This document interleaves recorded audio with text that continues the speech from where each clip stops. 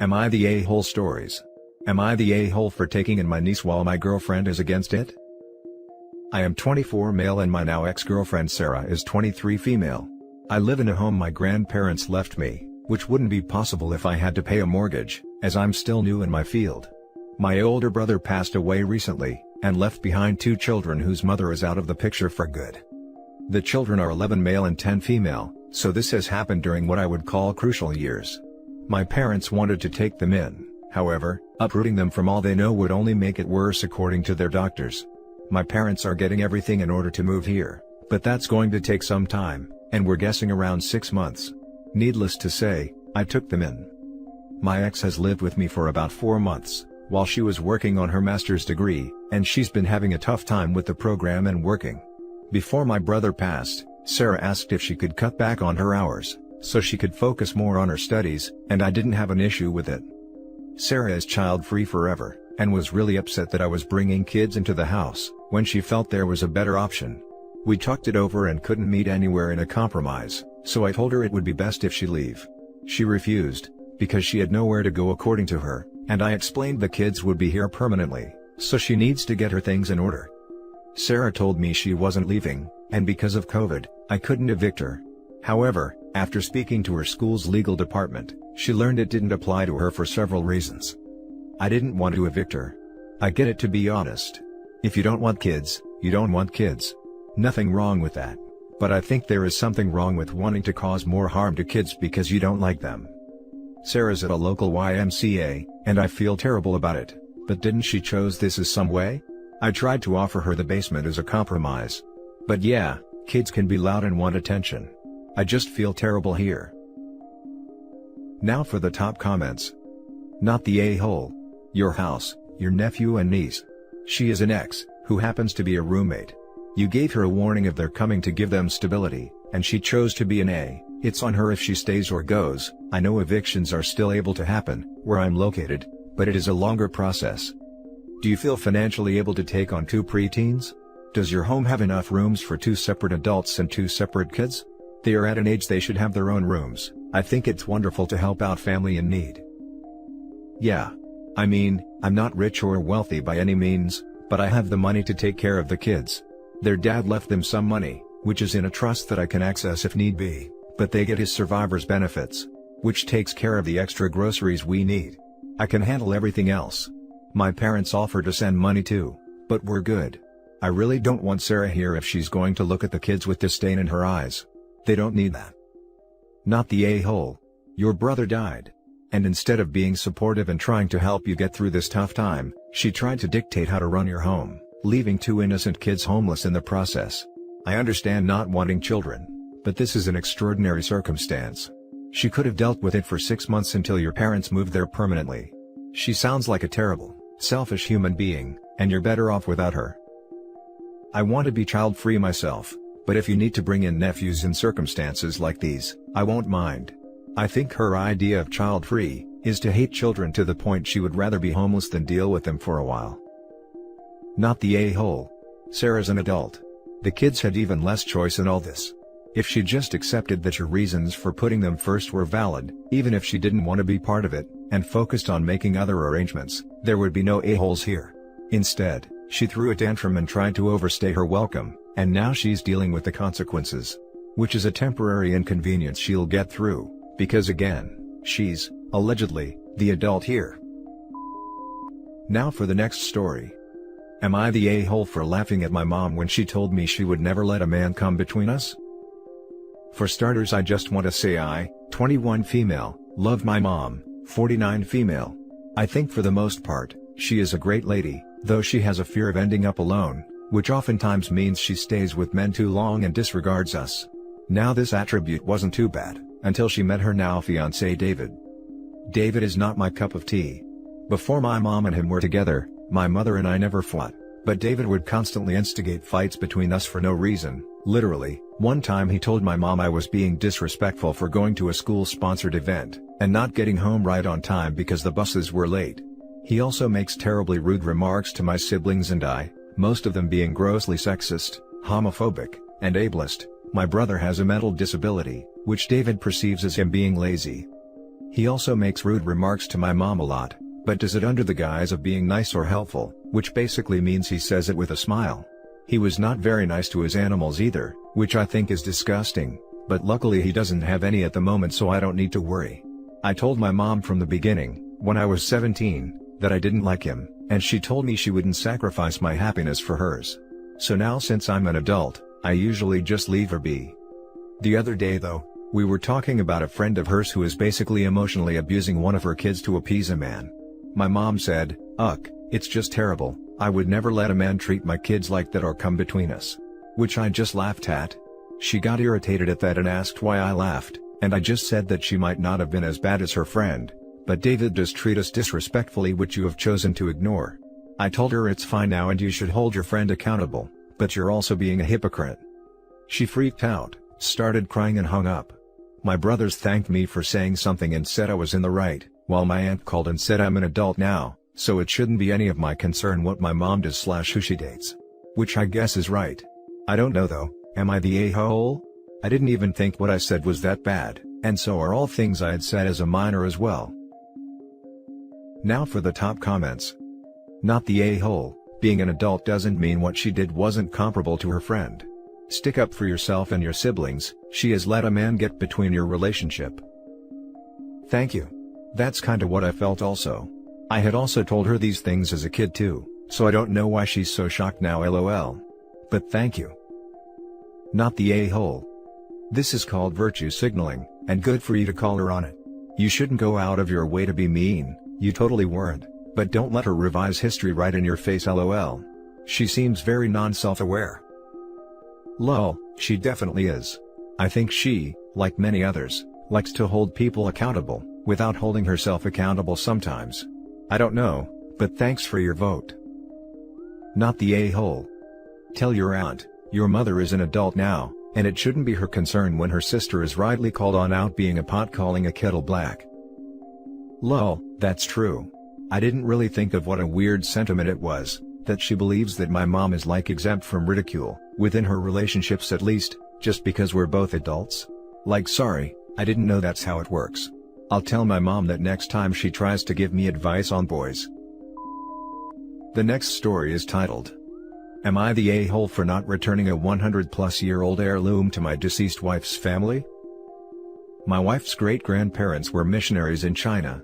My wife's grandmother had a number of keepsakes from their travels, including a beautiful Chinese painting that hung in her house. Ever since childhood, my wife had loved that painting. I remember spending our first Thanksgiving when we were dating at her grandmother's, and her talking about how much she loved it. About 5 years ago, my wife's grandmother's health started to decline. The family, me, wife's sister and her husband, wife's father, helped her move into an assisted living facility. Because it was a small apartment, my wife's grandmother gave many treasured items to her son and grandchildren. Knowing how much my wife liked the painting, her grandmother gave it to us. About a year later, my wife's grandmother passed away. Her will did not mention the painting or any of the other items she gave away during the move. We hung the painting over our living room couch, and my wife loved it. Tragically, my wife passed away from cancer last month. Due to COVID, we had a very small funeral. It was the hardest Christmas I ever faced, though both her and my family were supportive. It may sound cheesy, but the painting helped. Knowing how much my wife loved it, it helps me to feel like she is still around in spirit when I was sitting on our living room couch by myself. About a week ago, my wife's sister came over to pick up a few small items she had lent my wife. She saw the painting, and asked me if I would give it to her to keep it in the family. My wife had some fertility issues, and as a result, we didn't have any children, though we had started the adoption process when she got her cancer diagnosis. I told her sister that the painting was an important reminder of my wife, and I wanted to keep it, though I would be happy to will it to her children when I died.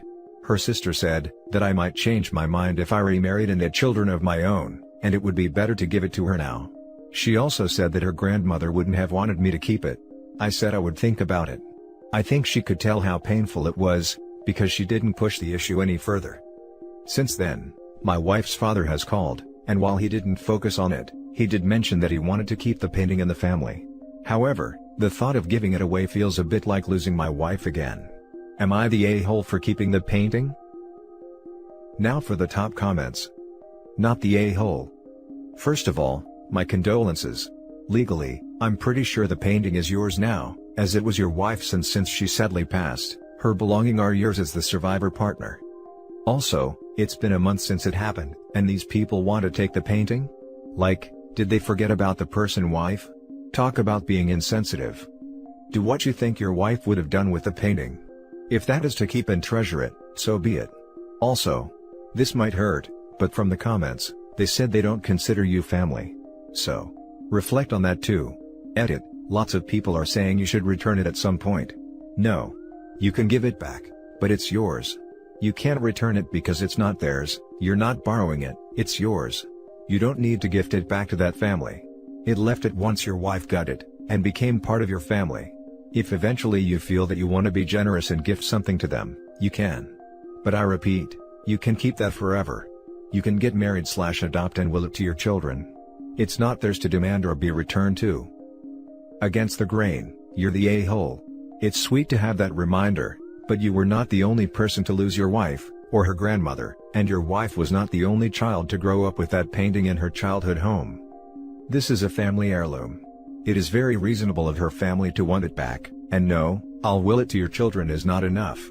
If I were the sister, I would want my kids to grow up with the painting in their home, just like I did, as a reminder of the legacy of their great-grandmother. If you give it to one of them, in 30 to 50 years when you kick the bucket, it won't have the same emotional connection. I get that you are hurting and don't want to let go of anything that reminds you so strongly of your wife, but you need to find other ways to keep her memory alive, because this one is selfish. I can't believe the not the a-hole judgments here, because it's legally your painting. This is am I the a-hole, not, am I legally allowed to be an a-hole? Edit to add, it's a very gentle you're the a-hole. I don't think you're an a-hole if you want to keep the painting up where your wife put it for a while longer, especially since it is helping you during this acute period of grief. And as you said, her family was supportive in the past, there's a good chance they would be fine with it too. But a year or two from now, it should really go back to them, not when you pass away in several decades. Morally, please give back the heirloom. You have other ways to remember your wife by. I agree with you, true. It seems not everyone appreciates the significance of family heirlooms. The responses are surprising, and a good reminder to set instructions on heirlooms prior to passing. My fiancé would never think of keeping my family's heirlooms, as I would never think of keeping his. The last story is titled, Am I the a-hole for not spending time with and money on my step-siblings while I do just that for my actual siblings? I am not sure if I am or am not the a-hole in this situation, however my parents and step-parents are in unanimous agreement that I am, so here we are, trusting strangers to give their judgment. I am 25 male, and I have 7 siblings, 4 of them half-siblings, 3 of them full. 2 of the full siblings are adults, 24 female and 21 female, and the rest are still kids living at their home. The oldest of whom is my other full sibling, 16 female, and the rest are half-siblings between the ages of 4 and 11, 2 are my dads and stepmoms, 2 are my moms and stepdads, and 5 step-siblings of whom 1 is an adult who is 20, and the rest are between 11 and 18. That's probably a bit of a mess, but I hope it is understandable. I lived mostly with my dad after my parents divorced, and would say I got somewhat close-ish with stepmom's kids, but they apparently consider me their brother, and I would not consider myself close at all with my stepdad's kids. As for my half-siblings, I have always made it a point to be in their lives, despite the big age gap, and I am close to all of them. Well, I put myself through college and graduated 3 years ago, got lucky and ended up in a great job, and now I am making really good money. I don't have big expenses apart from the basics like rent, so I end up saving up most of my money, and I spoil my siblings here and there. Added to that, when I am off work and not spending time with my girlfriend, I am generally spending time with my siblings and half-siblings, which is where the issue is. Turns out, the step-siblings are extremely jealous of that relationship, and my stepmom's kids have especially been flipping out, especially if I get my siblings expensive gifts. I got my youngest full sister, 16 female, an Xbox a while ago as an example. Apparently, they got so jealous they had a rage fit, since she would not make it a family Xbox. I have since been called into a family meeting with my parents and step-parents, at which they explained they are mad I don't do the same for my step-sibs, especially because they can't afford to themselves. I'll make good money, But a ton of kids means there is only so much to go around. When I declined and told them I have no obligation to do the same for my step-sibs, they asked me to at least take them along when I take my sibs places, which I again declined, since this means I am essentially forced to babysit and spend money on a bunch of kids I got nothing to do with, instead of just spending quality time with my actual siblings. Well then, the tears started, and my stepmom tried guilting me about how her kids consider me their brother, and when I didn't budge, it became one huge argument, at which point, I left. Everyone is united in telling me I am being the a-hole now. So here I am, looking for judgment by uninvolved parties. Now for the comments. Not the a-hole, this is your time and your money, you spend it however you want, they are not entitled to it. But on the other hand, it is perfectly reasonable of your step-siblings to feel estranged. You don't treat them the same, they don't feel appreciated the same. Because they aren't, but I would think it would make sense considering I only lived with my stepmom's kids for a little over 3 years, and barely spent time with my stepdad's kids. Not the a-hole. When I declined and told them I have no obligation. That's the correct response to use. Good to hear lol, I thought it may have been too harsh. Not the a-hole. I understand from the parents' point of view, of making it even and fair. However, that's for the parents to do. You're the big brother and it's your finances, and you determine where your money goes. Slightly confusing about the step-kids. How old are they? One is 20 and no longer living at home, who pretty much feels the same as me and my full sisters do, and the rest are between 11 and 18. And that's it for this video guys. If you have thoughts to share, leave a comment below. Don't forget to hit like and subscribe if you like this content. I'll catch you in the next one. Good day everyone.